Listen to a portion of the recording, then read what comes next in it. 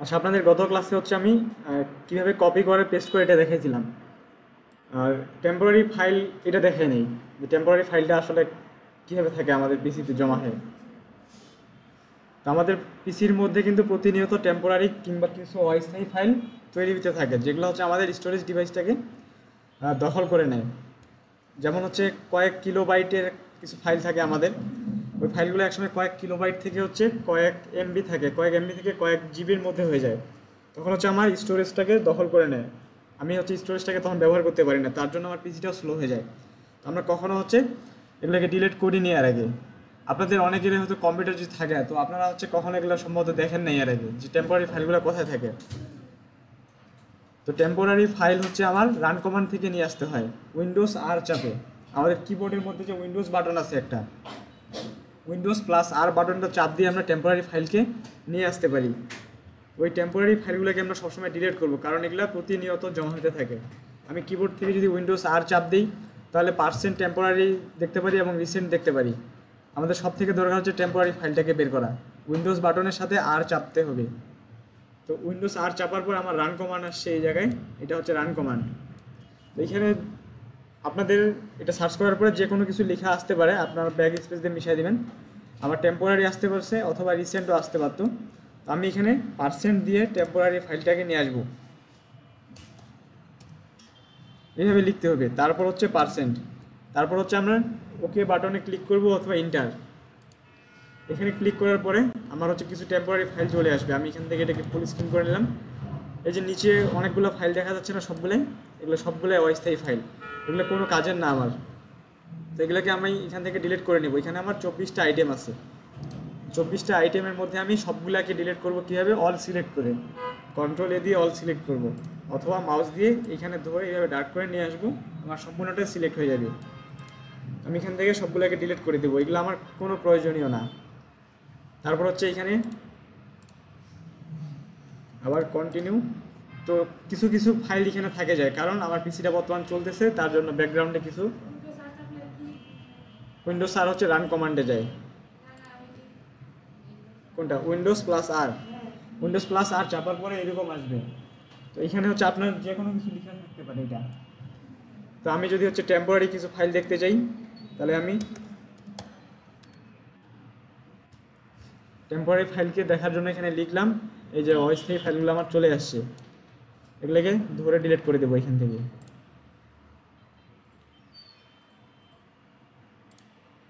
তবে সবগুলো যাবে না, কারণ পিসি আমার যেহেতু চলতেছে কিছু থেকে যায়। তো এখান থেকে আমি আবার রিসেন্টও দেখতে পারি যে আমি রিসেন্টে কী কী ব্যবহার করছি। ধরেন যে আপনি পিসিটা ব্যবহার করতেছেন, করার পরে আমি যদি রান কমান্ডে যাই উইন্ডোজ প্লাস আর, তারপর এখানে এটাকে ব্যাক স্পেস দিয়ে মিশাই, আমি রিসেন্ট সার্চ করব। রিসেন্টে সার্চ করার পরে আমার এগুলো চলে আসছে যে আমি রিসেন্টে কী কী ব্যবহার করছিলাম, এই সবগুলো চলে আসছে এই জায়গায়, এবং সময়টা শুদ্ধ দেখা যাচ্ছে। এইটা কেন দেখা যায়? কারণ ধরেন যে আপনি কারোর একটা পিসি ব্যবহার করছেন, কিংবা আপনার পিসিটা কেউ ব্যবহার করছে, কিন্তু হচ্ছে আপনি জানেন না যে সে কী কী করছে। আপনি চাইলে রান কমান্ড থেকে দেখতে পারবেন যে কোথায় কোথায় গেছিলো, রিসেন্টে কী কী ব্যবহার করছে সবগুলোই। তো আমি এখান থেকে এটা ডিলিট করলাম। এটা ডিলিট করলে আর এখান থেকে দেখা যাবে না। তারপর হচ্ছে রান কমান্ড থেকে আমি চাইলে আমার উইন্ডোজ ভার্সনটাও চেক করতে পারি, উইন্ডোজ 10। আমি এখান থেকে উইনভার লিখবো, এই যে এখানে লেখা আছে উইনভার লিখলে আমি এখান থেকে দেখতে পারবো যে আমার পিসিটাতে উইন্ডোজ ভার্সন কত চলতেছে, উইন্ডোজ প্লাস আর। তো ব্যাক স্পেস দিয়ে এই লেখাটাকে মিশিয়ে দিলাম, এখান থেকে লিখবো আমি উইনভার। উইনভার লেখার পরে ইন্টার। তো ইন্টার দেওয়ার পরে হচ্ছে আমার পিসিতে বর্তমানে কত ভার্সন চলতেছে উইন্ডোজ, এটা আমি এখান থেকে দেখতে পারবো। আপনাদের যদি 7 থাকে 7 আসবে, 10 থাকলে 10 আসবে। তারপর হচ্ছে আমি গুরুত্বপূর্ণ একটা বিষয় আপনাদের দেখাই, এটা হচ্ছে টাস্ক বার আর টাস্ক ম্যানেজার। টাস্ক বার কি চেনেন আপনারা? টাস্ক বার, টাস্ক ম্যানেজার। টাস্ক বার হচ্ছে মূলত হচ্ছে আমার এইটাকে বলা হয়, নিচের যে বর্ডারের মতো যতগুলা অ্যাপ আইকন দেওয়া আছে সবগুলাকে এখানে টাস্ক বার বলা হয় এটাকে। আর টাস্ক ম্যানেজারটা হইলো এই যে এই দুইটা পিকচারের মধ্যে দেখা যাচ্ছে না দুই সাইডে, টাস্ক ম্যানেজার মূলত দেখতে এরকম। তো টাস্ক বার হচ্ছে আমার হচ্ছে মূলত এটা প্রথম অবস্থায় ফাঁকা থাকে।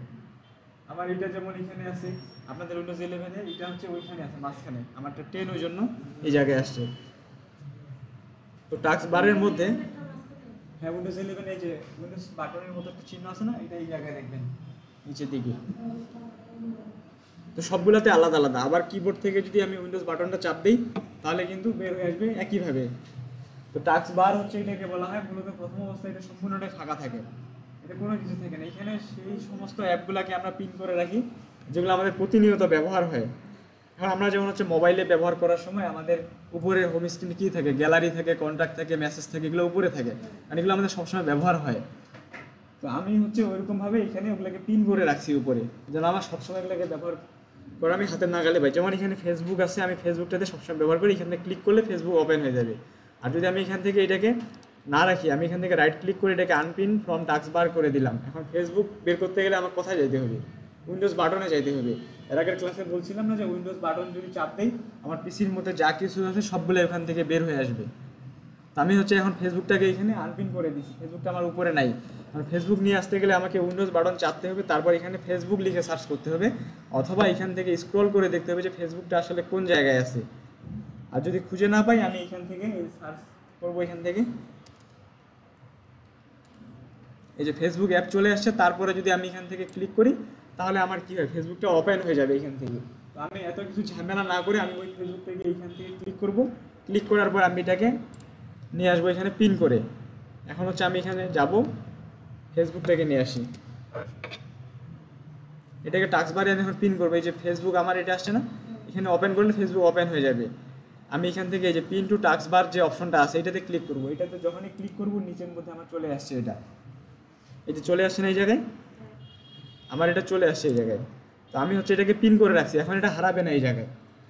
তো আমি চাইলে এইটাকে এখানেও দিতে পারি, যে কোনো একটা জায়গায়। আমাদের মোবাইল অ্যাপসগুলোকে ধরে হাত দিয়ে সরাই নিয়ে যাই, ওরকম আমি এখানে মাউসের লেফট সাইডের যে বাটনটা আছে এটার উপরে যদি আমি কার্সরটা রাখে চাপে ধরে এটাকে এই সাইডে নিয়ে আসি তাহলে কিন্তু সে এইদিকে চলে আসতেছে। এটা হচ্ছে টাস্ক বার বলা হয় এটাকে। তারপর হচ্ছে টাস্ক ম্যানেজার। টাস্ক ম্যানেজার বলতে মূলত এরকমই দেখতে। এখন টাস্ক ম্যানেজার হচ্ছে আমরা কীভাবে নিয়ে আসতে পারি, আমাদের কম্পিউটারে আমি এই যে টাস্ক বার যেটা আছে এটার নিচে কার্সরটাকে যদি আমি এইভাবে হাইড করে দিই, তারপর আমি এই অবস্থায় রাইট বাটন ক্লিক করি, রাইট বাটন ক্লিক করার পরে হচ্ছে আমার নিচে অনেকগুলো লেখা আসবে, আমার এখানে অ্যাপসগুলোর জন্য আসতেছে না।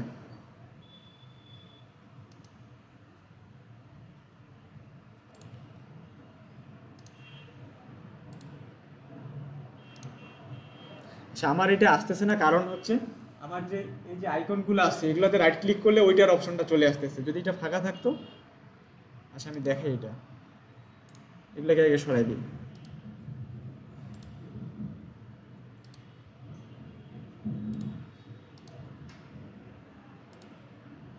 আচ্ছা এখন হচ্ছে আমার এই যে ফাঁকা হয়ে গেছে না একটু অংশ, এই যে এটা ফাঁকা হয়ে গেছে টাস্ক বারের মধ্যে, এই যে টাস্ক বারের মধ্যে কার্সরটাকে নিয়ে আসলাম, নিয়ে আসার পর এটাকে হাইড করে দিলাম, নিচের দিকে নামায়।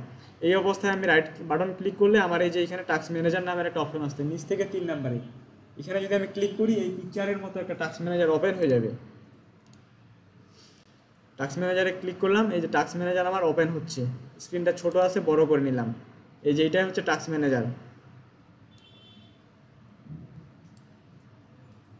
দেখতে মূলত হচ্ছে এরকমই প্রায়, এটাই হচ্ছে টাস্ক ম্যানেজার। এখন টাস্ক ম্যানেজারের কাজটা কি, টাস্ক ম্যানেজারে হচ্ছে আমার এখানে অ্যাপস দেখা আছে না 4, আমার হচ্ছে একটা পাওয়ার পয়েন্ট চলতেছে, একটা ওবিএস স্টুডিও, টাস্ক ম্যানেজার, আর একটা হচ্ছে উইন্ডোজ এক্সপ্লোরার। উইন্ডোজ এক্সপ্লোরার মানে হচ্ছে আমার যে ফাইলটা যে আমি ওপেন করছি, এই যে এইটা ওপেন করছি না এই জায়গায় দিস পিসি থেকে, এখানে ওপেন করছি না এটা যে ওপেন করছি এটা কোথা থেকে, এই যে ফাইল থেকে ওপেন করছি দিস পিসি থেকে। তো এইটা হচ্ছে আমাকে এখানে 4টা অ্যাপস দেখাচ্ছে, কারণ 4টা অ্যাপস বর্তমান চলতেছে, এটা আমি ওপেন করে রাখছি একসাথে। কিভাবে বুঝবো এটা যে ওপেন করা আছে আমার, এই যে টাস্ক বারে দেখেন এটা নিচে একটা দাগ দেখা যাচ্ছে না, এটা নিচে কি দেখা যায়, ক্রোমের মধ্যে দেখা যায় না, কারণ আমার এটা ওপেন আছে বর্তমান, আমি এটাকে মিনিমাইজ করে রাখছি। তার জন্য আমি এখান থেকে চাইলে একবার এখানে যাইতে পারি, অথবা আমি চাইলে একবার পাওয়ার পয়েন্টেও যাইতে পারি। এই যে পাওয়ার পয়েন্টের নিচে একটা দাগ আছে না, পাওয়ার পয়েন্টেও আমি যাইতে পারি। তারপর হচ্ছে আমার ওবিএস স্টুডিও চলতেছে, আমি এটাতেও আসতে পারি। তারপর টাস্ক ম্যানেজারটা ওপেন আছে, এটাও আমার মিনিমাইজ করা আছে। এই যে একটা হচ্ছে পাওয়ার পয়েন্ট চলতেছে, তারপর হচ্ছে আমার ওবিএস স্টুডিও ওই যে রেকর্ডিং হচ্ছে, তারপর হচ্ছে টাস্ক ম্যানেজার হচ্ছে ওই কর্নারে, আর উইন্ডোজ এক্সপ্লোরার বলতে আমার এই ফাইলটাকে বোঝানো হয়েছে। 4টা আমার বর্তমান চলতেছে। এখন হচ্ছে এই টাস্ক ম্যানেজারের মধ্যে আমি আমার কতগুলো অ্যাপস ব্যাকগ্রাউন্ডে চলতেছে আমি এগুলোকে দেখতে পারি। এই যে ব্যাকগ্রাউন্ডে আমার 107 কখনো 106 হয়ে যাচ্ছে এই জায়গায়। তো এগুলো আমার ব্যাকগ্রাউন্ডে প্রতিনিয়ত চলতে আসছে, আমার প্রতিনিয়ত এগুলা রান করা অবস্থায় থাকতেছে। তো অনেক সময় দেখা যায় যে এত বেশি পরিমাণ ব্যাকগ্রাউন্ডে অ্যাপস চলে যেগুলো ভারী সফটওয়্যার, পিসিটা ওই সময় স্লো হয়ে যায়, কাজ করে না। আর তারপর হচ্ছে এখানে পারফরমেন্স দেওয়া আছে, এখানে এই যে আমার প্রসেস দেওয়া আছে না প্রথমটাতে, এখানে প্রসেস দেওয়া আছে, তারপরে এই যে এখানে দাগ দিয়ে দেওয়া আছে পারফরমেন্স। এই যে প্রসেসের পরে এখানে সিপিইউ আছে, মেমোরি আছে, ডিস্ক। তো আমি এখানে টাস্ক ম্যানেজারে গেলাম, এই যে পারফরমেন্সে যদি ক্লিক করি একইভাবে দেওয়া আছে না আমার ওটা, এই যে এটা পারফরমেন্সের মধ্যে। এখানে আমি কি দেখতে পারি যে পারফরমেন্সের মধ্যে আমার সিপিইউ বলতে সেন্ট্রাল প্রসেসিং ইউনিট যেটা আছে, আমি যে পিসিটা বর্তমানে ব্যবহার করতেছি আমার প্রসেসরটা কি পরিমাণ গতিতে চলতেছে, বর্তমানে কতটুকু সে প্রেশার নিয়ে কাজ করতেছে, আমি সব কিছু এখান থেকে দেখতে পারি। এই যে এখানে প্রতিনিয়ত কিন্তু এটা প্রতি সেকেন্ডে চেঞ্জ হয়ে যাচ্ছে আমার পার্সেন্টটা। তো আমার স্পিড হচ্ছে 1.89 গিগাহার্টজ দেওয়া আছে, কখনো এটা কমতেছে কখনো বাড়তেছে। আমি যদি হচ্ছে এখনই এটাতে একটা ভারী সফটওয়্যার ইনস্টল করি, যেমন ফটোশপ, ইলাস্ট্রেটরের মতো ভারী সফটওয়্যার ইনস্টল করি, এই স্পিডটা দেখবেন যে আরও বেশি সামনের দিকে যাবে। এটা হচ্ছে 1 থেকে চলে যাবে হচ্ছে হয়তো 15-20-এর ওই দিকে, কারণ যখন প্রেশার নিয়ে কাজ করবে তখন এখানে স্পিডটা বাড়ে যাবে। তারপর হচ্ছে মেমোরি, এখানে মেমোরি বলতে বোঝানো হয়েছে যে আমার ইনস্টল একটা র্যাম আছে, আমার ইনস্টল র্যাম হচ্ছে 8 জিবি। 8 জিবির মধ্যে কতটুকু বর্তমানে ফাঁকা আছে, অ্যাভেলেবেল আছে, আমি এখান থেকে দেখতে পারি এটা। এখন আমার হচ্ছে 8 জিবি র্যাম ব্যবহার করা আছে একটা কম্পিউটারে। তো আমি হচ্ছে 8 জিবির মধ্যে দেখি না যে আমার র্যাম কতটুকু ফাঁকা আছে কিংবা আমি কতগুলো ইনস্টল করতে পারবো, আমি শুধু প্রতিনিয়ত খালি ডাউনলোড করতে আসি আর ইনস্টল করতে আসি। তো এক সময় তো আমার এটা স্লো হয়ে যাবে। তো আমরা যদি এই জিনিসটা খেয়াল না করি আর যদি এখানে না জানি ইনস্টল করতেই থাকি, পিসি আমাদের স্লো হয়ে যাবে। এখান থেকে আমি দেখলে বুঝতে পারবো যে আমার আসলে ইনস্টল করাটা যাবে কি না। তারপর হচ্ছে ডিস্ক, এখানে ডিস্ক বলতে বোঝানো হয়েছে আমাদের যে হচ্ছে দুইটা স্টোরেজ ডিভাইস ছিল, একটা হচ্ছে হার্ড ডিস্ক, একটা হচ্ছে এসডিডি যেটা, আর একটা হচ্ছে এসএসডি। তো এখানে আমি দেখতে পারবো যে আমার হচ্ছে হার্ড ডিস্কটা কোন টাইপের আছে। আমার হচ্ছে 239 জিবি দেখা যাচ্ছে না এখানে, আমার হচ্ছে এটা এসএসডি ব্যবহার করা আছে এই জায়গায়, এই যে টাইপ দেওয়া আছে এসএসডি। যদি হচ্ছে আমার এইচডিডি থাকতো তাহলে এখানে এইচডিডি দেওয়া থাকতো এই জায়গায়। তো এটা কতটুকু হচ্ছে আমার ফাঁকা আছে, কতটুকু ক্যাপাসিটি আছে, সবটাই আমি এখান থেকে দেখতে পারবো। এখন আপনি কারো কম্পিউটার কিংবা পিসি কিনতে যাবেন, রিকন্ডিশন, এখন কেউ আপনাকে বলছে যে আমার 500 জিবি লাগা আছে, তো আপনাকে বলছে আপনি শুনছেন 500 জিবি লাগা আছে, আপনি যদি টাস্ক ম্যানেজার থেকে এখানে এটা জানেন, দেখতে পারেন, তাহলে কিন্তু আপনি এখান থেকে কম্পিউটার অন অবস্থায় দেখতে পারবেন যে সেটা কতটুকু ব্যবহার করা আছে। কিংবা আপনি যদি চান যে আপনি কম্পিউটার খুলে দেখবেন, এটা তো সম্ভব না। তারপর হচ্ছে আমার ওয়াইফাই আছে, আপনাদের ইথারনেট আছে এই জায়গায়। আমার তো ওয়াইফাই কেন আছে, আমার এই যে এখানে ওয়াইফাই যে সিগন্যাল একটা ওয়্যারলেসে কানেক্ট করা আছে, ওই জন্য আমাকে এখানে ওয়াইফাই দেখা যাচ্ছে। আপনাদের ইথারনেট কেবল ব্যবহার করা আছে, ইথারনেট কেবল দেখা যাবে। এখানে আবার কতটুকু ডাটা হচ্ছে, মানে ইন্টারনেট সেন্ড হচ্ছে, রিসিভ হচ্ছে, এটা এখানে স্পিডটা দেখা যায়। এখানে 0 KB স্পিড দেখা যাচ্ছে মাঝে মধ্যে। আমি যদি এখন একটা 4K কিংবা 8K ভিডিও প্লে করি, এখানে 30 থেকে 40 MBPS স্পিড দেখা যাবে, কারণ বর্তমানে আমার কোনো ইন্টারনেট স্পিড ব্যবহার হচ্ছে না। তো আমি এখান থেকে দেখতে পারি যে আমার ইন্টারনেট স্পিডটা কী অবস্থা বর্তমানে। তারপরে জিপিইউ বলতে আমাদের গ্রাফিক্স কার্ড যেটাকে বোঝানো হয়েছে। গ্রাফিক্স কার্ড এখানে 4 GB ব্যবহার করা আছে, কিন্তু সম্পূর্ণটায় 4 GB দেখা যায় না। আপনারা কি জানেন যে আমাদের স্টোরেজ যতটুকু থাকে অতটুকু দেখা যায় না, একটু কম থাকে। কম থাকার কারণটা হচ্ছে যেন সে ভালোভাবে চলতে পারে। কারণ পুরোপুরি যদি আমার একটা 64 GB মেমোরি থাকে, 64 GB কখনোই থাকে না। 64 GB যদি দেওয়া হয়, 64 GB যখন ফুল হয় তখন সে ভালোভাবে কাজ করতে পারবে না। তো এটাই হচ্ছে টাস্ক বার আর টাস্ক ম্যানেজারের কাজ। প্রসেস থেকে আমি এখান থেকে দেখতে পারি যে আমার কয়টা অ্যাপস চলতেছে। তারপর হচ্ছে আমার এমন কিছু সফটওয়্যার আছে, মূলত এটাকে আমরা ব্যবহার করি যে আমরা যখন কোনো সফটওয়্যার ইনস্টল করি, আপনারা তো কম্পিউটার নিয়ে কাজ করতেছেন, এখন অনেক সফটওয়্যার ইনস্টল করার প্রয়োজন হতে পারে আপনাদের। তো এমন কিছু সফটওয়্যার আপনি ইনস্টল করছেন, সফটওয়্যারের মধ্যে ঢুকছেন, কিন্তু তখন আর পিসি কাজ করে না, তখন হচ্ছে আপনাকে তো ওইটা বন্ধ করতে হবে, কারণ ওইটার জন্য আপনার পিসি হ্যাং খেয়ে গেছে। তো ওইটা বন্ধ করার জন্য আপনাকে টাস্ক ম্যানেজারে যাইতে হবে। এখন ধরেন যে আমি এখান থেকে এই যে মাইক্রোসফট ওয়ার্ডটাকে ওপেন করলাম, মাইক্রোসফট ওয়ার্ডটাকে ওপেন করছি, ধরেন যে আমার এটা একটা ভারী সফটওয়্যার, এটা ওপেন করার সময় আমার কি হয়েছে যে কাজ করতেছে না পিসিটা। যেহেতু কাজ করতেছে না, আমাকে তো এটা বন্ধ করতে হবে। আমি এখান থেকে এটা কোথায় পাবো, আমি টাস্ক ম্যানেজারে যাই পাবো এটাকে। টাস্ক ম্যানেজারে আসলাম এখান থেকে,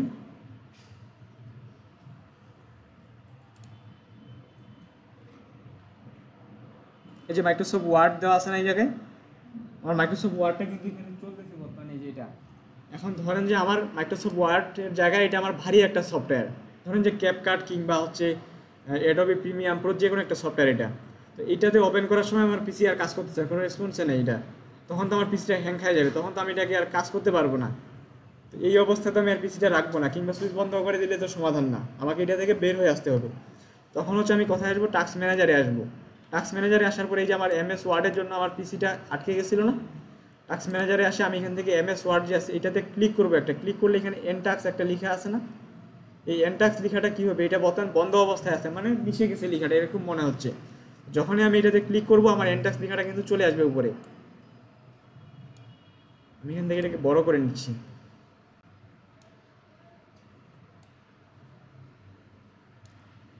যেখানে এনটাক্স যে লেখাটা আছে আমার হচ্ছে এটার পিছনে হচ্ছে এমএস ওয়ার্ডটা আছে, আমার হচ্ছে মাইক্রোসফট ওয়ার্ডের জন্য আমার সমস্যা হচ্ছে। আমি এখানে ক্লিক করলাম, এনটাক্স লেখাটার দিকে খেয়াল করেন, এটাতে ক্লিক করলাম এনটাক্স লেখাটা জ্বলে উঠছে না, এটা যদি আমি এনটাক্স করে দিই তাহলে ব্যাকগ্রাউন্ডে যে পিছনে যে আমার এমএস ওয়ার্ডটার জন্য আমার পিসিটা হ্যাং খাইছিল ওটা পিছন থেকে আস্তে করে বন্ধ হয়ে যাবে। যে এনটাক্স করে দিলাম ওটা আমার বন্ধ হয়ে গেছে, এখান থেকে এটা চলে গেছে না, এখন কিন্তু নাই।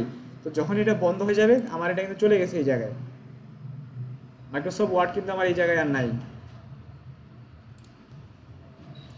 তো এখন এটা তো ক্লিয়ার নাকি যে আমার হচ্ছে টাস্ক ম্যানেজার আর টাস্ক বারের কাজটা কি, সবাই কি বুঝতে পারছেন? এটা না বুঝলে প্রশ্ন করেন, আমি আরেকবার দেখা দিচ্ছি। এটা টাস্ক ম্যানেজারে মূলত হচ্ছে আমরা যে আমি একটু আগে যে মাইক্রোসফট ওয়ার্ডটাকে কাজ করলাম ওটার জন্য আমার পিসিটা হ্যাং হয়ে গেছে, আমি ওটাকে টাস্ক ম্যানেজারে গিয়ে বন্ধ করলাম, তাই না? বন্ধ হয়ে গেছে, এখন এটা পিছন থেকে কাটে গেছে, কিন্তু সমস্যা আমার শেষ। এটা কি বুঝতে পারছেন?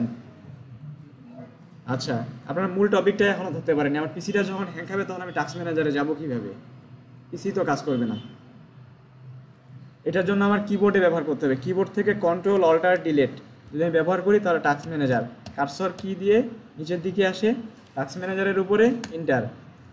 যখন আমি এই অবস্থায় আসবো তখন হচ্ছে আমার এটা কাজ করবে, তার আগে পিসি কোনো কাজ করবে না। মাউস দিয়ে আমি এইখান থেকে মাউসটাকে কার্সরটাকে নিয়ে আসে হাইড করে রাইট ক্লিক করে তারপর, এতটাও সময় নেই, ওই সময় কাজ করবেই না। Control alter delete, control alter delete. সেদিন বলছিলাম না যে কিবোর্ডে সব থেকে বেশি ব্যবহার হয় কন্ট্রোল অল্টার বাটন, প্রতিনিয়ত ব্যবহার হয় না। কন্ট্রোল অল্টার ডিলিট একসাথে আপনারা চাপেন, ট্রাই করেন যে আমার মতো আসবে, তখন তো মাউস কাজ করবে না, তখন তো এইভাবে আসে, টাস্ক ম্যানেজারের উপরে ক্লিকও করতে পারবেন না। তখন কার্সর কি যে চারটা ছিল না আমার, ওই চারটা কার্সর কি দিয়ে এখানে নিচের দিকে ক্লিক করবেন, কন্ট্রোল অল্টার ডিলিট। আসছে কি আমার মতো? তারপর হচ্ছে এটার উপরে ইন্টার ক্লিক করে দিবেন, তারপর হচ্ছে ইন্টার ক্লিক করে দিবেন, টাস্ক ম্যানেজারটা আমার ওপেন হয়ে যাবে। যদি স্ক্রিনটা ছোট থাকে তাহলে হচ্ছে বড় করে নেবেন এই জায়গায়, অনেকের স্ক্রিনটা ছোট আসে তাই না, এই জায়গায় ক্লিক করলে কিন্তু এটা বড় হয়ে যাবে, এই জায়গায় ক্লিক করলে এটা বড় হয়ে যাবে, এই জায়গায় ক্লিক করলে মিনিমাইজ হবে, এই জায়গায় ক্লিক করলে একেবারে বন্ধ হয়ে যাবে এটা। এখান থেকে এটাকে বড় করে নিলাম, টাস্ক ম্যানেজার আমার ওপেন হয়ে গেছে।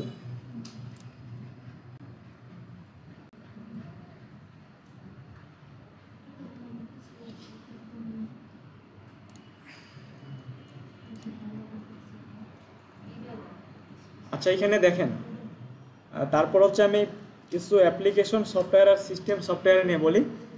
আমরা যখন হচ্ছে কম্পিউটারে কাজ করতে যাই আমাদের কম্পিউটারে কিন্তু কোনো সফটওয়্যারই থাকে না, আমাদের কম্পিউটারটা একবারে ফাঁকা থাকে। তো এই জায়গা থেকে আমি আমার কাজের জন্য হচ্ছে আমি কিছু অ্যাপ্লিকেশন সফটওয়্যার আর সিস্টেম সফটওয়্যার ব্যবহার করতে পারি। তো এইগুলোর মধ্যে আমি দেখাইছিলাম না সেদিন যে মাইক্রোসফট উইন্ডোজ, তারপর ম্যাক ওএস, লিনাক্স ওএস, এগুলোকে বলা হয় সিস্টেম সফটওয়্যার, এগুলো কিন্তু এক ধরনের সফটওয়্যার। এবং হচ্ছে আমাদের মাইক্রোসফট ওয়ার্ড, এই যে পাওয়ার পয়েন্ট চলতেছে না আমার, এটা পাওয়ার পয়েন্টটাও কিন্তু একটা সফটওয়্যার, এগুলোকে বলা হয় অ্যাপ্লিকেশন সফটওয়্যার। তো অ্যাপ্লিকেশন সফটওয়্যার আমি চাইলে ব্যবহার করার জন্য ইনস্টল করতে পারি, আবার ব্যবহার না করলে আনইনস্টলও করতে পারি। আর যেটা সিস্টেম সফটওয়্যার, এটা শুধুমাত্র আমার পুরো সিস্টেমটাকে চালায়, যেটাকে আমরা অপারেটিং সিস্টেম বলি, এগুলো হচ্ছে আমার অপারেটিং সিস্টেম। তো আপনাদের হচ্ছে এগুলো জিনিস মনে রাখতে হবে যে সিস্টেম সফটওয়্যার কোনটা আর অ্যাপ্লিকেশন সফটওয়্যার কোনটা। আমাদের যখন এখানে পরীক্ষা হয় এগুলো কিন্তু এমসিকিউ হিসেবেও থাকতে পারে, প্রশ্ন হিসেবেও থাকতে পারে, যে আপনাকে বলা হলো যে নিচের কোনটা সিস্টেম সফটওয়্যার, ওখানে দেওয়া ছিল হচ্ছে লিনাক্স, আর বাকি তিনটায় দেওয়া ছিল অপশন এই জায়গায় কয়েকটা, Excel, Word, PowerPoint, VS Code. তো এগুলো হচ্ছে মনে রাখতে হবে। তো এগুলো আমি সবগুলো আপনাদের গ্রুপে পাঠিয়ে দিব, আপনারা এগুলোকে একটু দেখে নেবেন। হ্যাঁ হ্যাঁ, সিস্টেম সফটওয়্যার লিনাক্স। আর ধরেন যে আপনাকে বলা হয়েছে যে নিচের কোনটা অ্যাপ্লিকেশন সফটওয়্যার, চারটা প্রশ্নের মধ্যে, চারটা অপশনের মধ্যে প্রথমটা দেওয়া আছে এক্সেল, বাকি তিনটায় দেওয়া আছে Microsoft Windows, macOS, Linux.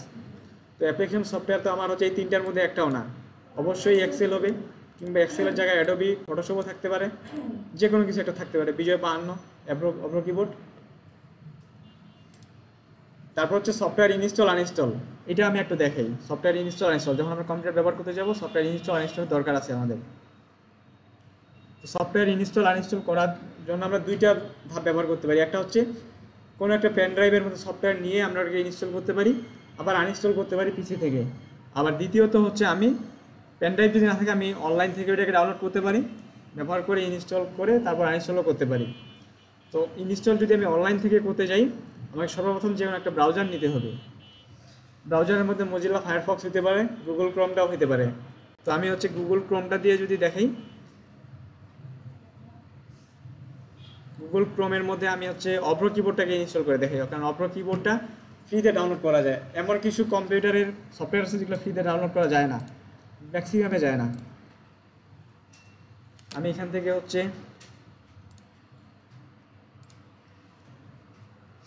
অপ্রো কিবোর্ডটাকে download করি। অপ্রো কিবোর্ড লিখে সার্চ করলাম, এই যে উপরে অপ্রো কিবোর্ডের নামটা আসছে না, প্রথমে যেটা আসছে এটার মধ্যে আমি একটা ক্লিক করব।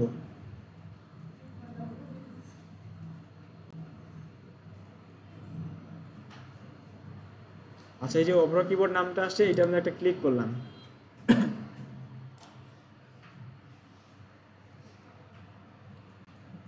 ক্লিক করার পরে আপনি যে কোনো কিছু ডাউনলোড করার সময় একটা জিনিস খেয়াল করবেন, ডাউনলোড একটা বাটন দেওয়া থাকে। এই ডাউনলোডটা কিন্তু আপনার কোনো একটা পেজের মধ্যে যে কোনো এক সাইডে থাকতে পারে, এটা নির্দিষ্টভাবে কোনো একটা সাইড, নিচের দিকেও থাকতে পারে, উপরের দিকেও থাকতে পারে।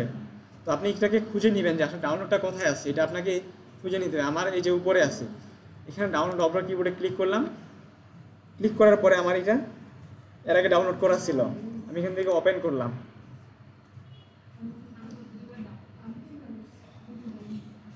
আর যতবার ক্লিক করবেন ততবার ডাউনলোড হয়ে যাবে।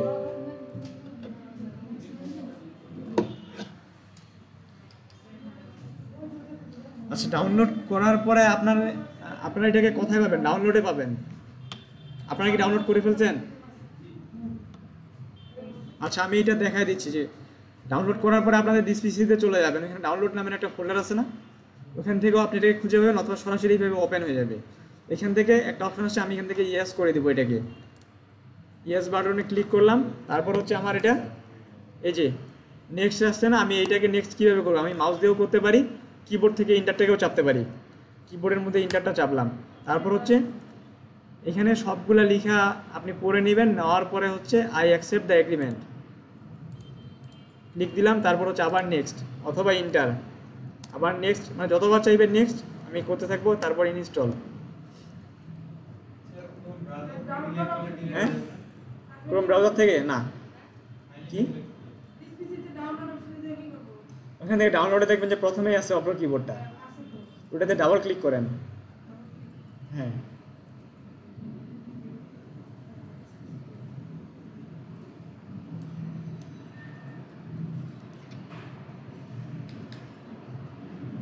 আচ্ছা, ডাউনলোড করার পরে আমি ইনস্টল করছি, এখন ফিনিশ আসছে না, এই ফিনিশের মধ্যে একটা ক্লিক করব। কোনটা? আমি ওই জন্য যখন দেখাই আপনারা এখানে দেখুন, আপনারা আপনাদের মতো ডাউনলোড করতেছিলেন। আই অ্যাকসেপ্ট দ্য এগ্রিমেন্ট, তারপর হচ্ছে নেক্সট করতে থাকেন, যতবার নেক্সট আসবে ততবার নেক্সট করতে থাকেন, তারপর ইনস্টল হবে, তারপর ফিনিশ। আচ্ছা, না এখানে খেয়াল করবেন, আমি একটা জিনিস একবারই দেখাবো। তো এখানে আমার এটা ইনস্টল হয়ে গেছে, ইনস্টল হওয়ার পর আমি এটাকে ক্রস করে দিব। ক্রস করে দিলাম, এটার সাথে আমার আর কোনো কাজ নেই। এখন হচ্ছে আমি তো ইনস্টল করছি, তাই না? ইনস্টল করার পর এখন আমাকে এটা ব্যবহার করতে হবে। ব্যবহারটা আমি কীভাবে করবো? আমি হচ্ছে এটাকে ওপেন করব কিবোর্ডটাকে। আমরা যখন মোবাইলে কোনো অ্যাপস ইনস্টল করি, এটা কি সরাসরি ওপেন হয়? যেমন আপনি মাইজিপি ইনস্টল করছেন, মাইজিপি কি অটোমেটিক ওপেন হয়? হয় না, ইনস্টল করার পরে অ্যাপের মধ্যে ক্লিক করে অ্যাপে যাইতে হয়। তারপর ফোন নাম্বার দিয়ে লগ ইন করতে হয়, যা কাজ আছে সবগুলো করে নিতে হয়। আমি ওরকম ডাউনলোড করছি, ডাউনলোড করার জিনিসগুলো আমার এই জায়গায় থাকবে উইন্ডোজ বাটনের মধ্যে। উইন্ডোজ বাটনের মধ্যে ক্লিক করলাম, ক্লিক করার পরে আমি এখান থেকে দেখবো যে অপ্রো কিবোর্ডটা কোথায় আছে। আমার ডাউনলোড করা কিংবা আমার পিসিতে থাকা যত কিছু আছে সবগুলোই আমার এই বাটনের মধ্যে থাকবে, এই উইন্ডোজ বাটনটার মধ্যে। এখান থেকে আমি খুঁজে নিব যে অপ্রো কিবোর্ডটা আছে, এই যে আমার অপ্রো কিবোর্ডটা উপরে আসছে। তো এটা শুধু আমি ইনস্টল করছি ওই জন্য আসছে এই জায়গায়। তো এখন এটাকে ওপেন করতে হবে, আর যদি আমি খুঁজে না পাই আমি সার্চ করবো এই জায়গায়,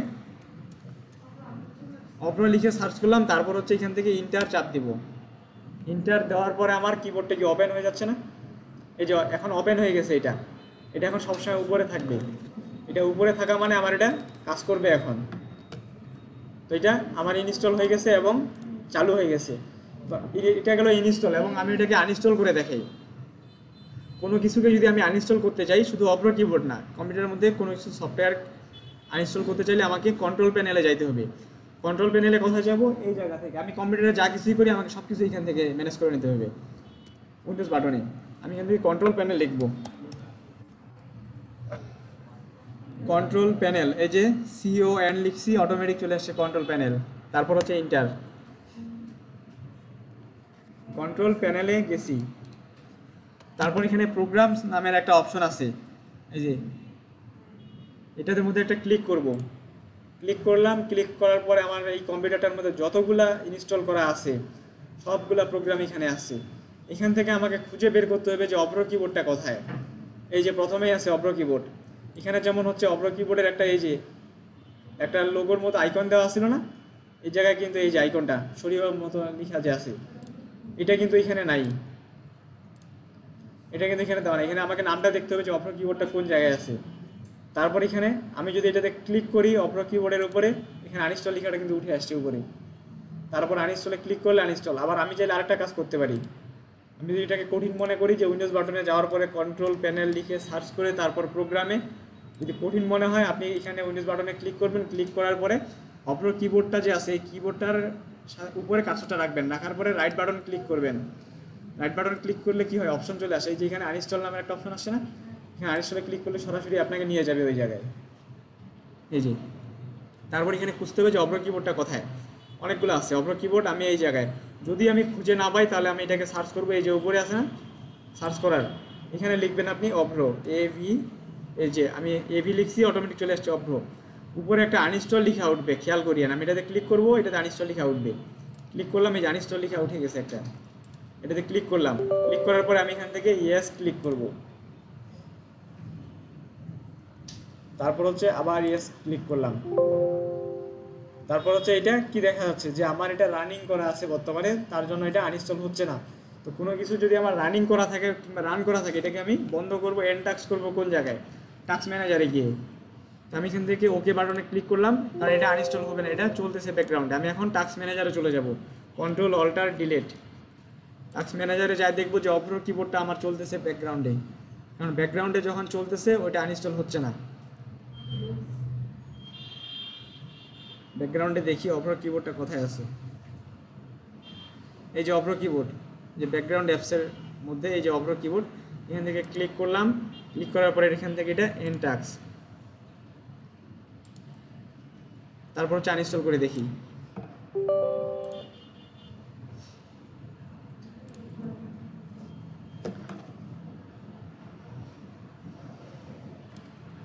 এখন হচ্ছে আমার কি হয়েছে, এটা সাকসেসফুলি রিমুভ হয়ে গেছে। এটা ওকে ক্লিক করলাম, রিমুভ হয়ে গেছে এটা। তাহলে আমার ইনস্টল গেল, আনইনস্টল গেল। তো মূলত আমরা পেন ড্রাইভ থেকেই বেশি ইনস্টল করি, কারণ হচ্ছে অনেক সময় অনলাইনে অনেক কিছু ডাউনলোড করা সম্ভব হয় না আমাদের পিসিতে। তারপরে হচ্ছে আমি এটা দেখাই, আপনাদের সবথেকে গুরুত্বপূর্ণ বিষয় হচ্ছে এটা, আমাদের যে ফাইল ফোল্ডারের নাম থাকে, এক্সটেনশন দেওয়া থাকে। আমরা যখন দু একদিনের মধ্যে যখন MS ওয়ার্ডে টাইপিং করতে যাব, MS ওয়ার্ডে টাইপিং করার সময় আমাদের যে ওয়ার্ড ফাইল থাকে একটা, এটাকে আমরা ওয়ার্ড ফাইল হিসেবে চিনি। এক্সেল যদি আমি ব্যবহার করি, এটাকে বলা হয় এক্সেল ফাইল। তো এগুলো প্রত্যেকটার একটা নাম আছে, এক্সটেনশন আছে। এই নাম এক্সটেনশন দেখে আমি এটাকে চিনতে পারি, আইডেন্টিফাই করতে পারি যে এটা আসলে কোন ফাইল কিংবা কোন ফোল্ডার। এখন আমি যদি হচ্ছে এটাকে না চিনি তাহলে বুঝতে পারবো না। যেমন এখানে টেক্সট আছে, তারপর MS অফিস ফাইল আছে, যেগুলোকে আমরা ডক্স ফাইল বলে থাকি। ডক্স ফাইল এটা যদি আমি কোনো কিছু একটা ফাইলের নামে লাস্টে দেখি যে ডট ডক্স, তাহলে আমি এটাকে ধরে নিব যে এটা একটা ওয়ার্ড ফাইল কিংবা ডক্স ফাইল। আমি এটাতে ওপেন করে ক্লিক করে তারপর দেখতে যাব না, আমি যদি নামটা দেখি এক্সটেনশন দেখলেই বুঝতে পারবো। তো এখানে আমার এই সাইডের নামগুলো দেওয়া আছে, এই সাইডে আমার ছবি শুদ্ধ দেওয়া আছে কয়েকটা আইকন দিয়ে। অনেক সময় দেওয়া আছে না যে যেমন এইটার সাথে তো পরিচিত আপনারা, তারপর হচ্ছে আমাদের এইটার সাথে আমরা সবাই পরিচিত, এই যে এইটা লালটা, এটাকে কি বলা হয়? পিডিএফ বলা। এটা আমরা এই ফাইলটাকে দেখে কিন্তু বোঝা যায় যে এটা পিডিএফ, নামের লাস্টের ডট পিডিএফ আছে না। এখন আমরা সবাই মানুষ এই জায়গায়, কেউ ছেলে কেউ মেয়ে। এখন যে আপনার নামের শেষে একটা যদি আমি কোনো কিছু এক্সটেনশন ব্যবহার করি, আমি যদি বলি যে সবাই মানুষ, এখন এটা সবাই তো মানুষ, কিন্তু কে ছেলে কজন মেয়ে কজন ছেলে এটা বোঝা যাবে না। যখন আমি একটা এক্সটেনশন দিয়ে দিব কিংবা নামের শেষে কোনো কিছু বোঝার জন্য লিখে দিব, তাহলে আমি বুঝতে পারবো যে এটা আসলে কী জিনিস। তো এখানে হচ্ছে এই যে হলুদ করে কালার দেওয়া আছে, ইয়েলো কালার, এখানে হচ্ছে যেমন এটা জিপ ফাইল, এটা পিডিএফ। তারপর হচ্ছে এরকম এখানে এক্সেলের জন্য হচ্ছে আমার ডট XLSX দেওয়া আছে, এটা এক্সেল ফাইল। তো আমি পিডিএফটা দিয়ে বুঝি, যেহেতু আমরা এটা চিনি। পিডিএফ ফাইলটাকে আমি যদি এই আইকনটা দেখলেও বুঝতে পারবো যে এটা পিডিএফ, আবার এই আইকন যদি না থাকে ডট পিডিএফ যদি থাকে তাও আমি বুঝতে পারবো যে এটা পিডিএফ। তো এখন কোনো কিছু নামের শেষে দেখেন যে এখানে যেমন এই যে নামগুলো আছে এই জায়গায়, এখানে অডিও ভিডিও ফাইলের লাস্টে কী দেওয়া থাকে, যেমন এখানে কোনো কিছু একটা নামের শেষে .mp3 দেওয়া আছে, তাহলে আমি এটাকে এইটার নামটা দেখে কী বুঝতে পারি যে এটা আসলে আমার কী ফাইল? অডিও একটা ফাইল, যেহেতু আমার mp3 দেওয়া আছে। আবার নামের শেষে যদি আমি mp4 দেখি, তাহলে আমি কি ধরে নিতে পারি যেটা আমার কী ফাইল? ভিডিও ফাইল একটা। আমি তো ওটাকে অডিও মনে করব না, মনে করারও কোনো অপশন নেই, কারণ এটা দেওয়াই আছে একটা এক্সটেনশন, এটা mp3 mp4। তারপর হচ্ছে ইমেজ ফাইলের কিছু দেওয়া থাকে এক্সটেনশন, যেমন হচ্ছে জেপিইজি থাকে, পিডিএফ থাকে, পিএনজি থাকে। তার মধ্যে আমরা হয়তো পিডিএফটাকে চিনি আর জেপিইজিটাকে চিনি। এটা আপনাদের মোবাইলে যে গ্যালারিতে ছবি তুলেন, ডিটেলসে কখনো দেখছিলেন যে এই নামগুলো দেওয়া ছিল? হ্যাঁ, গ্যালারিতে যে আমরা ছবি তুলি, ওই ছবির লাস্টে দেখবেন যে ডিটেলসে এই জেপিইজি অথবা জেপিজি থাকে দেওয়া। এটা মানে হচ্ছে আমার একটা ছবির পিছনে আমার যে ব্যাকগ্রাউন্ড থাকে, এই ছবিগুলো হচ্ছে এইগুলা। আর হচ্ছে পিডিএফ তো আমার একটা ফাইল, পিডিএফ ফাইল, এটাকে আমি একটা ওয়ার্ড ফাইলকেও পিডিএফ বানাইতে পারি, একটা এক্সেল ফাইলকেও পিডিএফে বানাইতে পারি। তারপর হচ্ছে আমার এখানে পিএনজি দেওয়া আছে। পিএনজি কি চিনেন আপনারা? পিএনজি কিন্তু একটা ইমেজ। পিএনজি বলতে কোনো পিকচারের মধ্যে দেখবেন যে ব্যাকগ্রাউন্ড নেই, ওটাকে বলা হয় পিএনজি ইমেজ। তখন ওই ফরম্যাটটা চেঞ্জ হয়ে যায়। এখন আমরা হচ্ছে অনেক সময় ছবি তুলি না, মোবাইলে অনলাইনে একটা ব্যবহার করি, remove.bg ব্যবহার করছিলেন? remove.bg, আপনি যদি আপনার একটা জেপিজি ইমেজকে আপনি remove.bg-তে ঢুকায় দেন, তারপর ওখানে আপলোড করে ব্যাকগ্রাউন্ডটাকে রিমুভ করে দেন, তো ওইটাকে বলা হয় হচ্ছে, তখন ওই ফরম্যাটটা চেঞ্জ হয়ে যাবে পিএনজি ইমেজ। না, পাসপোর্টে আপনার ব্যাকগ্রাউন্ড থাকে একটা নীল বা যে কোনো একটা, ওটা পিএনজি ইমেজ না। প্রথমে পিএনজি করে নে, তারপর একটা ব্যাকগ্রাউন্ড লাগায় দেয়। পিএনজি বলতে আমি একটু সার্চ করে দেখাই।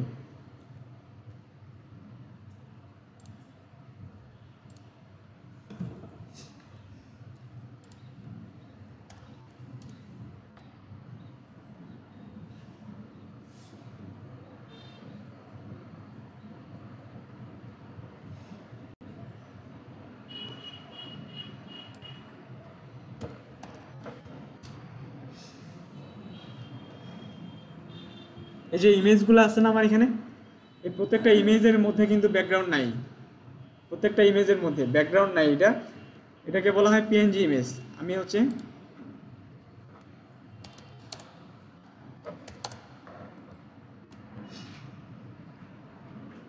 এই যে অনেকগুলো ছবি আছে না এই জায়গায়, এই প্রত্যেকটা ছবির কিন্তু ব্যাকগ্রাউন্ডে কিচ্ছু নেই, শুধুমাত্র মানুষটার আছে। এখন আমি যদি হচ্ছে আমার ছবিটা এখানে তুলে, আমার পিছনে একটা ব্যাকগ্রাউন্ড আছে না দেওয়ালটা, আমার ব্যাকগ্রাউন্ডটাকে যদি আমি রিমুভ করে দিই, তাহলে আমার ছবিটাই শুধু দেখা যাবে আর পিছনটা অন্ধকার থাকবে কিংবা এরকম দেখা থাকবে। এটাকে বলা হয় পিএনজি ইমেজ।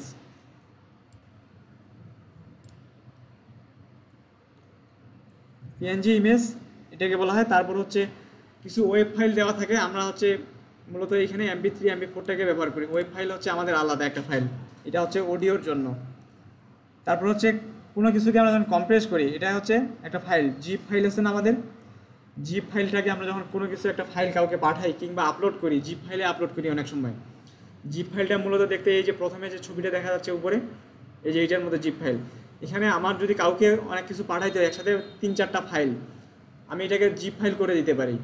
যেমন একসাথে অনেকগুলো ফাইলকে একত্র করে একটা ফাইলের মধ্যে দিলাম, ওটা একটা জিপ ফাইল। আর যাকে জিপ ফাইলটা পাঠাবো সে হচ্ছে এটাকে জিপ ফাইল পাবে। এখন ধরেন যে আমি আপনাকে হোয়াটসঅ্যাপে একটা ফাইল পাঠাইছি, যেমন হচ্ছে MS ওয়ার্ডের কথা বলি। MS ওয়ার্ড একটা ফাইল না, অফিস অ্যাপ্লিকেশন যে ফাইলটা আছে, এক্সেল আছে, ওয়ার্ড আছে, পাওয়ার পয়েন্ট আছে, তিনটা। এই সবগুলোকে যদি আমি একটা জিপ ফাইল তৈরি করে পাঠাই, আপনাকে শুধুমাত্র আমি একটা ফাইল পাঠাবো যেটা জিপ ফাইল। ওই ফাইলটাকে আপনি ওপেন করার সময় ওটা কী করতে হবে, আপনাকে ওটা আনজিপ করতে হবে। আনজিপ কীভাবে করে, ওটাকে এক্সট্রাক্ট করে, ওটাকে এক্সট্রাক্ট করার পরে আপনি তিনটা ফাইল পাবেন ওই জায়গায় আলাদা আলাদা।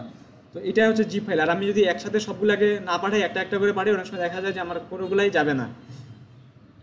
তো আমি হচ্ছে জিপ ফাইলটাকে কীভাবে করে এটা দেখাই দেব।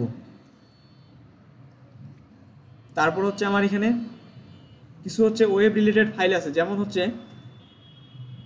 আচ্ছা আমরা যখন কোনো কিছু ডাউনলোড করি ইমেজ ক্রোম থেকে, ক্রোম ব্রাউজারে আমরা ছবি ডাউনলোড করছিলাম না, ছবি ডাউনলোড করার সময় আপনারা তো ডিজিটাল মার্কেটিংয়ের মনে অনেক সময় ছবি ডাউনলোড করতে হয় বিভিন্ন সময় অনলাইন থেকে।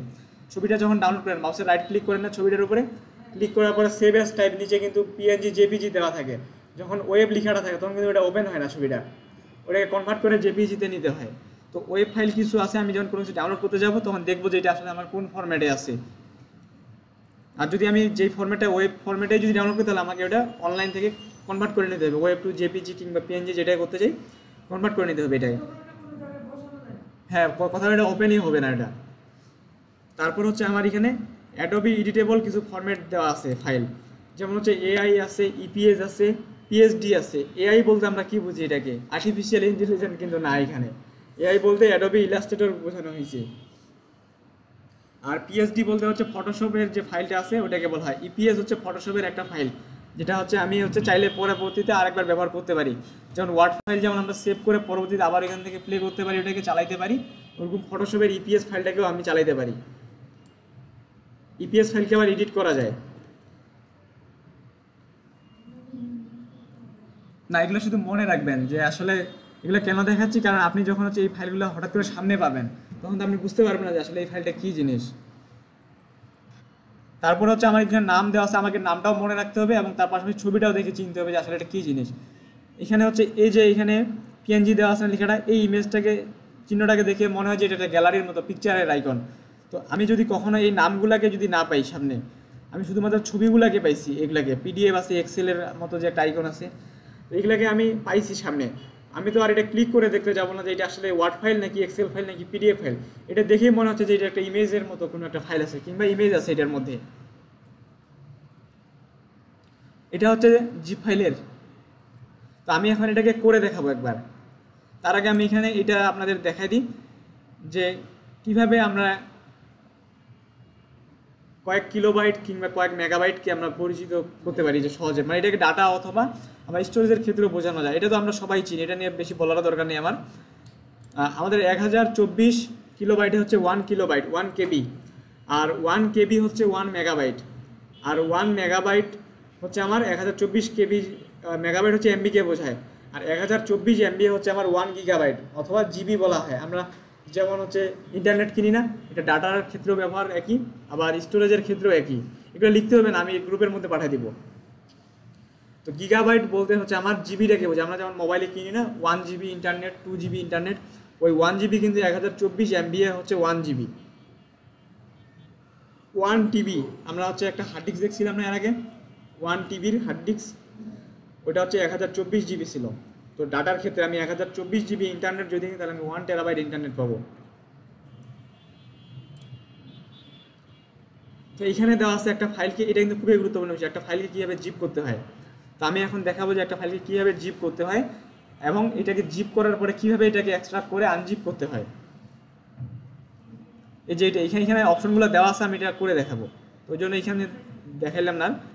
তারপরে আমি আপনাদের গ্রুপে এইটা পাঠিয়ে দিব। আপনাদের কম্পিউটার ব্যবহারের ক্ষেত্রে আজকে থেকে কিন্তু এই স্লাইডগুলো শেষ এই জায়গায়, আমরা পরের ক্লাস থেকে আমরা MS ওয়ার্ডের মধ্যে চলে যাব।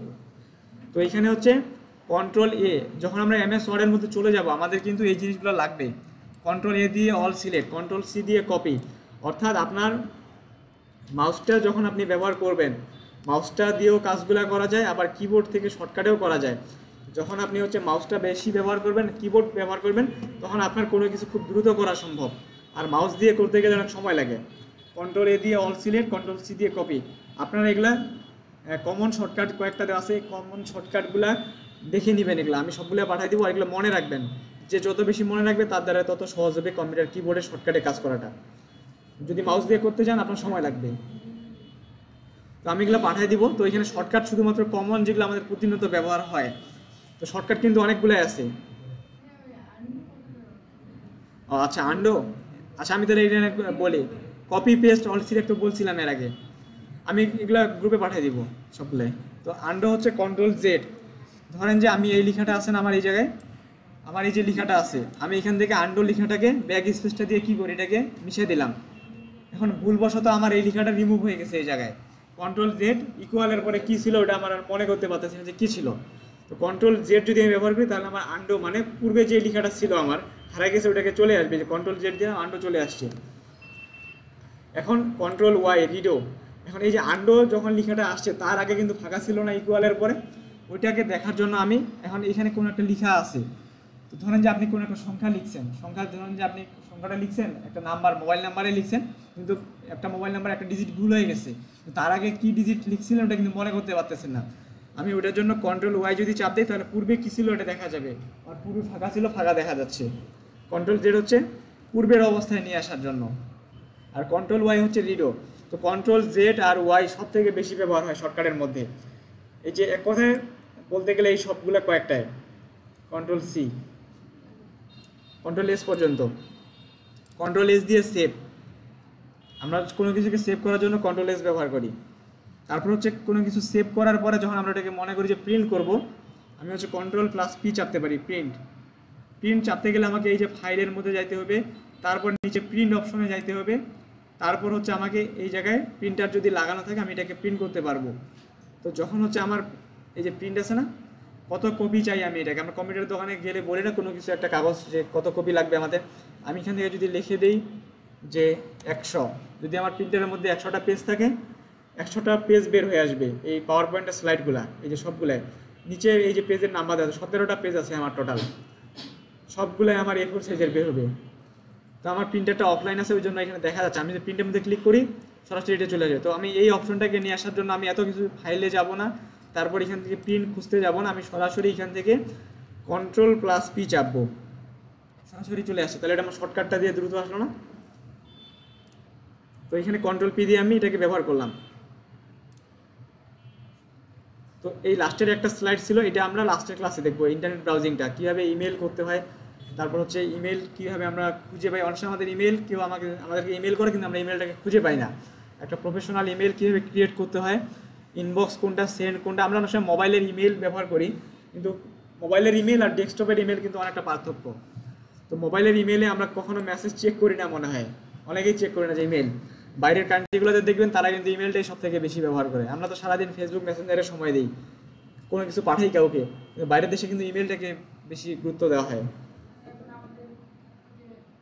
হ্যাঁ হ্যাঁ, আপনাদের তো ইমেল মার্কেটিং আছে আবার। আচ্ছা আমি তাহলে এখানে জিপ আনজিপ করাটা দেখাবো, আর এগুলো আমি সবগুলাই গ্রুপের মধ্যে পাঠিয়ে দেবো। তো আমি হচ্ছে একটা জিপ আনজিপ করে দেখাবো একটা ফাইলকে, তখন আপনারা এটা করবেন। তাহলে আমি স্লাইডটা বন্ধ করলাম, এই স্লাইডের মধ্যে আর কোনো কাজ নেই। যদি কারো কোনো প্রশ্ন থাকে তাহলে আমাকে শুরু থেকে লাস্ট পর্যন্ত একবার বলতে পারেন, কারণ এই স্লাইডটা আমি এখান থেকে একবারে বন্ধ করে দেবো। আচ্ছা টাস্ক ম্যানেজারটা, আচ্ছা টাস্ক ম্যানেজার আর জিপ ফাইল, আর কারো? আচ্ছা আমি টাস্ক ম্যানেজারটাকে একবার দেখাই দিই। না, আমি এটা আপনাদের জানানোর জন্য এই স্লাইডের মধ্যে যেগুলো আছে সেগুলো আপনাদের জানানোর জন্য দেখালাম, কারণ আপনারা সরাসরি যদি এই কম্পিউটার ব্যবহার করতে চান কোনো কিছুই বুঝতে পারবেন না। ধরেন যে কম্পিউটার ব্যবহার করতে গেছেন, একটা সফটওয়্যার ইনস্টল করছেন, পিসি আটকে গেছে, তখন তো আপনি বন্ধ করতে পারবেন না, কারণ আপনি টাস্ক ম্যানেজারে চিনেন না। তো টাস্ক ম্যানেজার বলতে হচ্ছে আমার বোঝায় যে আমার পিসিটাতে যতগুলো অ্যাপস চলতেছে বর্তমানে, যেগুলো রান করা আছে ব্যাকগ্রাউন্ডে চলতেছে, সবগুলোকে আমি এখান থেকে দেখতে পারি। টাস্ক ম্যানেজার দুইভাবে নিয়ে আসতে পারি, একটা হচ্ছে টাস্ক বারের মধ্যে কার্সরটাকে রাখবো, এখান থেকে এটাকে হাইড করলাম, হাইড করার পরে নিচ থেকে 3 নম্বরে আছে টাস্ক ম্যানেজার, এখানে ক্লিক করলেও আমি টাস্ক ম্যানেজারটাকে ওপেন করতে পারি। অথবা আমি চাইলে কিবোর্ড থেকে কন্ট্রোল অল্টার ডিলিট একসাথে, কন্ট্রোলটা চাপে ধরতে হবে, তারপর অল্টার, তারপর ডিলিট, 3টা বাটন একসাথে ব্যবহার করতে হবে। তারপর আমি এখান থেকে টাস্ক ম্যানেজার আসে ইন্টার।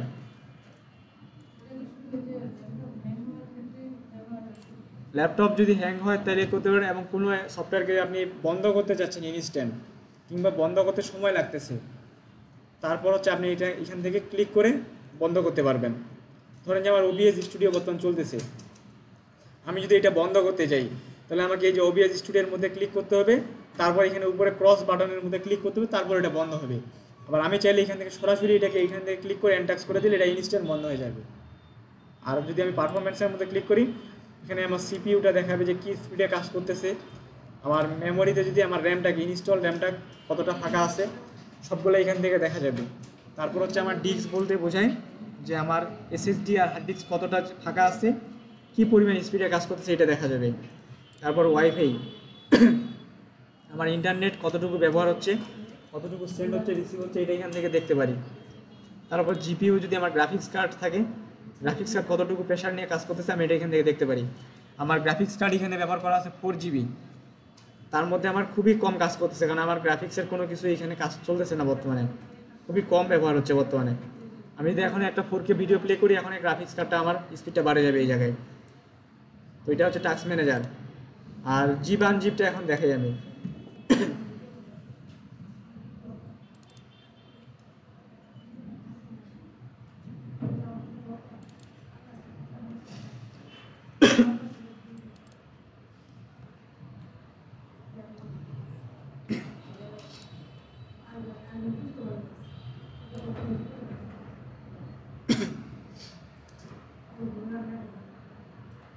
আচ্ছা, আমি এখানে কোনো কিছু জিপ আনজিপ করার জন্য ধরেন যে আমার এই যে জিরো দিয়ে অনেকগুলো ফোল্ডার আছে না, এটাকে যদি আমি জিপ করতে চাই তাহলে আমাকে আগে ক্লিক করতে হবে। এটার মধ্যে ক্লিক করে অপশন নিয়ে আসবো রাইট বাটনে, রাইট বাটন ক্লিক করলাম। ক্লিক করার পরে আমি এখান থেকে একটা সেন্ড টু নামের একটা অপশন আছে, এই যে সেন্ড টু অপশন আছে আমার, সেন্ড টু থেকে আমি এই দিকে চলে যাব, এদিক থেকে কম্প্রেস জিপ ফোল্ডার আছে, এখানে একটা ক্লিক করব। তাহলে আমাকে যেটা আমি জিপ করতে চাই ওটার মধ্যে একটা ক্লিক করতে হবে, তারপর রাইট বাটন ক্লিক করতে হবে, তারপর সেন্ড টু নামের একটা অপশন আছে ওটা যেতে হবে। আর 3 নাম্বার কাজ হচ্ছে আমাকে কম্প্রেস জিপ ফোল্ডার নামের একটা অপশন থাকবে, এখানে যদি ক্লিক করি তাহলে আমার একই নামের ফোল্ডার কিন্তু আরেকটা তৈরি হয়ে যাবে। এই যে এটা একই নামের ফোল্ডারটা যখন তৈরি হয়ে গেছে আমি এটা এখান থেকে জিপ করে নিয়ে নিলাম। তো আমি যদি কোনো কিছু জিপ করতে চাই তাহলে আমি এটা এখান থেকে এই যে আমার এখানে জিপ ফোল্ডার আছে না, এখন আমি এটাকে আনজিপ করতে পারি। আমি যদি এটাকে আনজিপ করি একটা জিপ করা গেল আমার। আর বিজয় 52 যেটা আছে এটাকে যদি আমি এখান থেকে আনজিপ করতে চাই তাহলে আমি এখান থেকে রাইট বাটন ক্লিক করে এখানে এক্সট্রাক্ট ফাইল নামের একটা লেখা আছে, রাইট বাটন ক্লিক করে এক্সট্রাক্ট ফাইলে যদি ক্লিক করি আমার এটা অনেকগুলো অপশন থাকবে এই জায়গায়। আমি এখান থেকে ওকে বাটনে ক্লিক করব, ওকে বাটনে ক্লিক করলে আমার এটা আনজিপ হয়ে যাবে।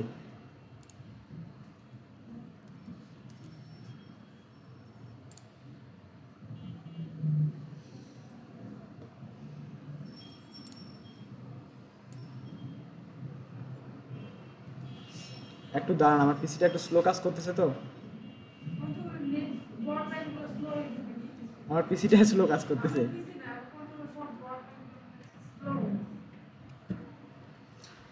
বর্তমানে ইন্টারনেটের খুবই বাজে অবস্থা।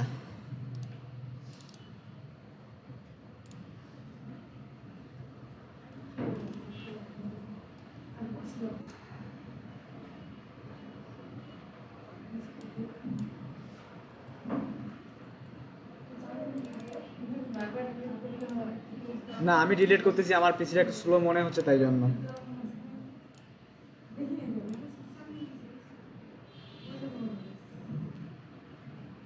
আচ্ছা, আমি হচ্ছে এখন দিস পিসিতে গেলাম।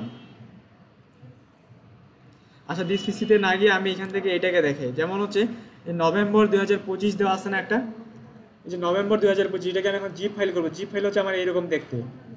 এখানে একটা ক্লিক করব, ক্লিক করার পরে রাইট বাটন ক্লিক করব, রাইট বাটন ক্লিক করার পরে এখানে সেন্ড টু নামের একটা অপশন আছে, কমপ্লিট জিপ ফোল্ডার আছে, জিপ ফোল্ডারে ক্লিক করলাম। তো এই নামের নভেম্বর 2025 নামের আরেকটা কিন্তু নাম তৈরি হয়ে গেছে এই জায়গায়, এটা সিলেক্ট অবস্থায় আছে। আমরা যেমন ফোল্ডার ক্রিয়েট করতে গেছিলাম না, নিউ ফোল্ডার যেমন নাম ছিল ওরকম একটা নাম নিয়ে নিয়েছি এই জায়গায়। আমি চাইলে এটাকে রিনেম করতে পারি অথবা চাইলে একই নামটা রাখতে পারি। তো আমি এখান থেকে ব্যাক স্পেসটা দিয়েও কিন্তু এই নামটাকে চেঞ্জ করতে পারি। এটাকে আমি এখান থেকে 2025 শুধু দিব, কারণ নভেম্বর 2025 একটা আছে, আবার যখন আনজিপ করবো তখন দুইটাই একই হয়ে যাবে, তখন বোঝা যাবে না। আমি এটাকে ব্যাক স্পেসে মিশিয়ে দিয়ে আমি 2025 দিলাম, তারপর ইন্টার। তাহলে হচ্ছে আমার এই যে এক্সেল যে ফাইলটা আছে এই এক্সেল ফাইলটাকে আমি জিপ ফাইল করে নিলাম। এখন আমি যদি কাউকে এটাকে পাঠাইতে চাই জিপ ফাইলে, আমি এটাকে পাঠাইতে পারবো। আমি চাইলে এখান থেকে আরও অনেকগুলো ফাইল একসাথে দিয়ে দিতে পারি এখানে। তো এখন ধরেন যে আমাকে কোনটা এটা জিপ ফাইল তৈরি করার সময় ধরেন যে আমি এই ফোল্ডারটাকে জিপ করব এক্সেল ফাইলটাকে, ঠিক আছে। ফাইলটাতে ক্লিক করে রাইট ক্লিক করতে হবে একটা, রাইট ক্লিক করার পরে সেন্ড টু নামের একটা অপশন আছে, তারপরে যে কম্প্রেস জিপ ফোল্ডারে যাবো, অটোমেটিক জিপ ফোল্ডার হয়ে যাবে ওইটা। তখন আপনি চাইলে এটাকে রিনেম করতে পারেন। রিনেম করতে গেলে আমি এইখানেও ক্লিক করতে পারি, এই যেটার উপরে ক্লিক করে তারপর হচ্ছে রাইট বাটন ক্লিক করে যে রিনেম। তো উইন্ডোজ 11-এ মনে হয় আলাদাভাবে থাকতে পারে, তবে একই নিয়ম। এখন আমি এটা কাউকে পাঠাবো, আমার তো এই ফাইলটাকে আমি এইটা করে নিছি, দুইটাই কিন্তু একটা। এটা হচ্ছে আমার সাধারণভাবে, এটা আমার জিপ অবস্থায় আছে। এখন ধরেন যে আমি আপনাকে এটাকে পাঠাবো হোয়াটসঅ্যাপে, আপনি যখন হোয়াটসঅ্যাপে পাবেন তখন আপনাকে এটা ডাউনলোড করতে হবে। ডাউনলোড করার পরে আপনি এটাকে ওপেন করেন, তখন এই যে এরকম করে আপনি ফাইলটাকে পাবেন। এখন এটাকে আপনি চাইলে এরকম করে নিতে পারেন। এটাকে আমি ডিলিট করে দিচ্ছি, কারণ এটা ডিলিট না করলে একই জিনিস রিপ্লেস হয়ে যাবে দুইবার। ডিলিট করে দিলাম। আমি এটাকে ওপেন করে দেখাচ্ছি। আমি এটা ধরেন যে পাইছি এটা কারো কাছ থেকে ডাউনলোড করে, আমি এই ফাইলটা আমার আসছে, আমি এটাকে ডাবল ক্লিক করে ওপেন করলাম। এই যে ওপেন করলাম, এই যে নভেম্বর 2025 দেওয়া আছে না, এই যে এটা হচ্ছে জিপ ফাইল কিন্তু এটা। এখন আমি এটাকে এক্সট্রাক্ট করব। এক্সট্রাক্ট কীভাবে করব? এক্সট্রাক্ট করব এটাকে ফাইলটার উপর একটা ক্লিক করব, ক্লিক করার পরে রাইট বাটন ক্লিক করব, এক্সট্রাক্ট ফাইল আছে না, এক্সট্রাক্ট ফাইলের মধ্যে ক্লিক করব। এক্সট্রাক্ট ফাইলের মধ্যে এখানে যা কিছু আছে এমনি থাকবে, কোনো কিছু ক্লিক করার দরকার নেই। আমি এখান থেকে ওকে বাটনে ক্লিক করব, ওকে বাটনে ক্লিক করব। তারপর হচ্ছে আমার এটা এক্সেল ফাইলটা বের হয়ে আসছে, এই যে এখান থেকে এটা চলে আসছে এই জায়গায়, এই যে আনজিপ হয়ে গেছে আমার এটা। ডাবল ক্লিক করলাম, এই যে ওপেন হয়ে গেছে আমার এটা। এটাই হচ্ছে আমার জিপ থেকে আনজিপ, মানে আমি ওখান থেকে এটাকে বের করে নিয়ে আসলাম এই জায়গায়। তো জিপ ফাইল আমি একসাথে অনেকগুলোকে একসাথে জিপ ফাইল করে দিতে পারি। আমি এটাকে ধরে যদি এটার উপরে এইভাবে ছাড়ে দিই, একটা প্লাস আইকনের মধ্যে আছে না কপি, ওর মধ্যে ঢুকে যায়। আমি শুধু এইভাবে টানে আনে ওটার উপরে রাখে দিলে ওটা চলে যাবে ওর মধ্যে। এটাকে ডিলিট করে দিলাম। এখন আপনারা আপনাদের নাম দিয়ে একটা জিপ ফোল্ডার তৈরি করেন। আপনারা চাইলে, আপনাদের তো মনে কোনো কিছু দেওয়া নেই, আপনার ডেস্কটপে দেখেন কোনো একটা ফাইল আছে কিনা, যে কোনো একটা ফাইলকে করলে আমি বুঝতে পারবো যে এটা বুঝতে পারছেন।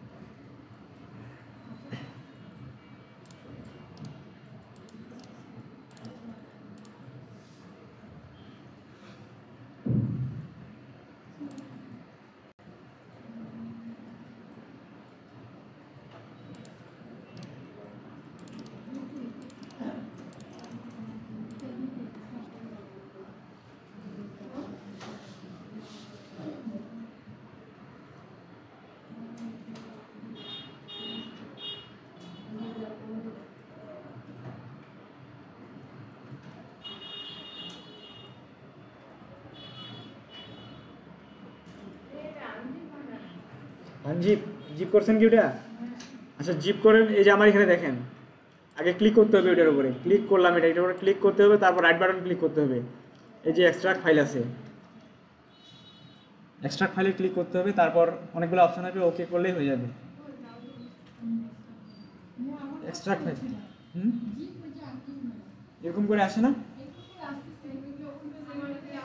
এই যে দেখেন আগে একটা ক্লিক করতে হবে, এটা ক্লিক করে আমার মতো কি অপশনগুলো আসতেছে? আপনার মনে হয় উইন্ডোজ 11।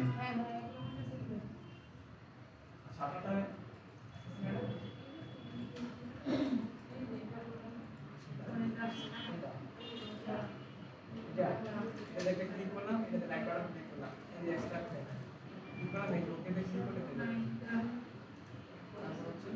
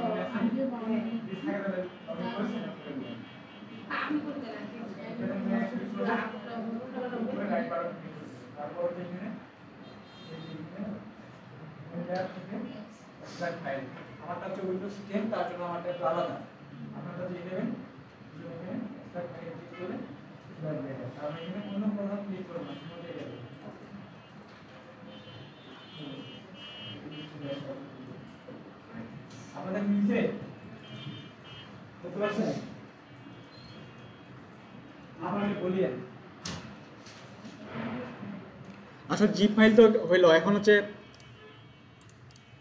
এটা যে ইমেল কিভাবে করবেন তাই না? আচ্ছা আচ্ছা, আমি হচ্ছে আমার ইমেল থেকেই যাই।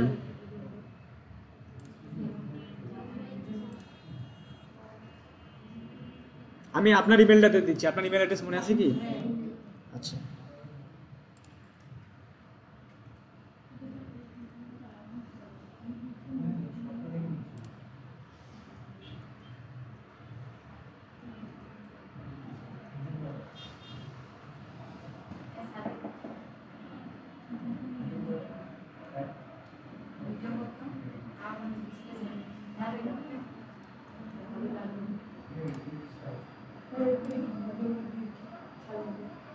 আচ্ছা, ইমেল আমি ওপেন করছি এখানে, ঠিক আছে?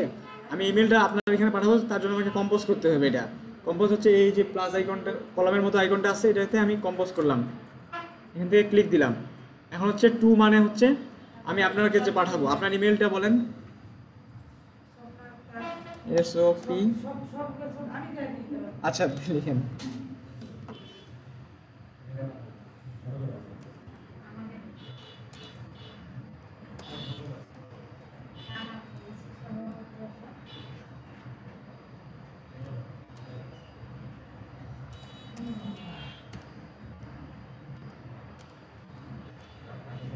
এটা না না, পাসওয়ার্ড লাগবে না, এটা আপনার ইমেল অ্যাড্রেস, ঠিক আছে কি এটা?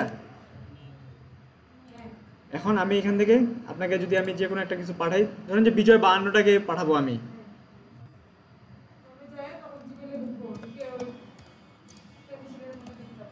হ্যাঁ, এখন হচ্ছে আমি কোনো কিছুকে পাঠাবো, ফাইলটাকে নিয়ে আসবো, এটাকে মিনিমাইজ করে দিলাম। এই যে বিজয় 52 আছে, এটাকে মিনিমাইজ করছে, এই যে ইমেল কিন্তু আমার এখানে ওপেন আছে। আমি এখান থেকে এটাকে বিজয় 52টাকে ধরলাম, ধরে এই জায়গায় নিয়ে আসলাম। এই যে এই জায়গায় ড্রপ ফাইল শেয়ার আছে না, এই জায়গায় ছেড়ে দিলাম। না, আমি এমনি সাবজেক্ট দিয়ে দিলাম, যেমন আমি একটাকে মেসেজ করতেছি, সাবজেক্ট দিয়ে দিলাম একটা। হ্যাঁ, ওই যে যাচ্ছে, কেন যে আসলো না এটা? আচ্ছা, একবার পাঠাই দিই। আপনার মোবাইলটা কি এখানে আছে? আচ্ছা, আমি এখান থেকে বুঝতে পারবো যে, হ্যাঁ দাঁড়ান, সেন্ডিং হয়ে গেছে, মেসেজ সেন্ড হয়ে গেছে। আমি একটু সেন্ড থেকে দেখি। সেন্ড, আপনার ওখানে চলে গেছে এটা।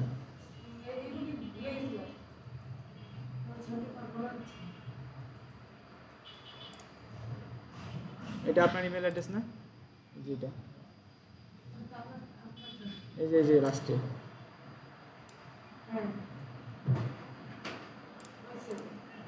এখান থেকে কম্পোজ করতে পারেন, অথবা আপনি চাইলে কোনো কিছু ফাইলকে অ্যাটাচ করতে পারেন এই জায়গা থেকে। ইমেলটা লিখলেন এই জায়গায়, আপনার কি যেন নাম ছিল, কোনটা? হ্যাঁ, লিঙ্ক ওখানে অ্যাটাচ করতে পারবেন কোনো কিছুকে।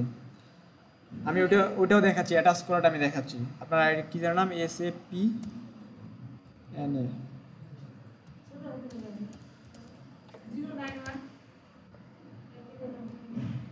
@gmail.com @gmail.com। এখন হচ্ছে আমি এখান থেকে কোনো কিছু, যেমন এখানে একটা নাম দিলাম, আমি এখান থেকে অ্যাটাচ যদি করি কোনো কিছু ফাইলকে, তাহলে আমি এখান থেকে করতে পারবো। এটাকে ওপেন হচ্ছে এই জায়গা থেকে, কোনো কিছু একটা ফাইল আছে আমার ডেস্কটপের মধ্যে, এভাবে সহজ হবে। যেমন হচ্ছে আমি এটাকে যদি আমি পাঠাই, এই পিকচারটাকে এখানে ক্লিক করলাম, ক্লিক করার পরে যে ওপেনে করি, তাহলে হচ্ছে আমার এই জায়গায় এটা আপলোড হচ্ছে। আপলোড হওয়ার পরে আমি এখন এটাকে সেন্ড করি, তাহলে সেন্ডটাকে চলে যাবে। আর আমি যদি চাই যে এখানে একটা ইনসার্ট লিঙ্ক যদি করি, আমি একটা যদি আপনাকে লিঙ্ক করে দিই এখানে,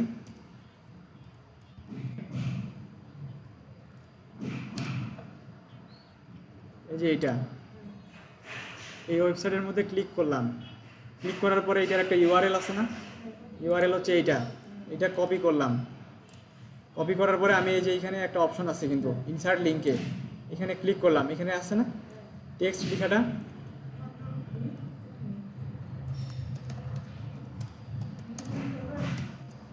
তারপর হচ্ছে এখানে ইউআরএলটা দিয়ে দিলাম। তারপর কি করব, অ্যাপ্লাইয়ে ক্লিক করলাম। এই ক্রিয়েটিভিটি লেখাটা আমার একটু অন্য কালার ধারণ করছে না, আমি এখান থেকে সেন্ড করলাম এটা আপনাকে, আপনার ওখানে মেসেজটা সেন্ড হয়ে গেছে। এখন আমি আপনাকে একটা ইউআরএল পাঠিয়েছি, ইউআরএলটা, হ্যাঁ আপনার মেসেজটাতে ওপেন করবেন, ওখানে শুধু ক্রিয়েটিভিটি লেখাটা থাকবে। আপনি ক্রিয়েটিভিটি লেখার মধ্যে ক্লিক করবেন, আপনি কিন্তু এইরকম একটা লিঙ্কে ক্লিক করবেন, মানে ব্যাক লিঙ্ক তো চেনেন, ব্যাক লিঙ্কের মতো এই একই জিনিস। ব্যাক লিঙ্ক তো আমাদেরকে অনেকে ধোকা দেয় ডিজিটাল মার্কেটিংয়ের, কোনো কিছু একটা নাম লিঙ্ক দিছে, যে কোনো কিছু একটা বিস্তারিত জানতে কমেন্টে,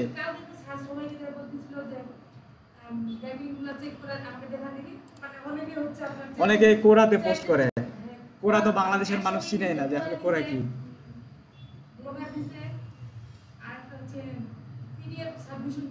হ্যাঁ,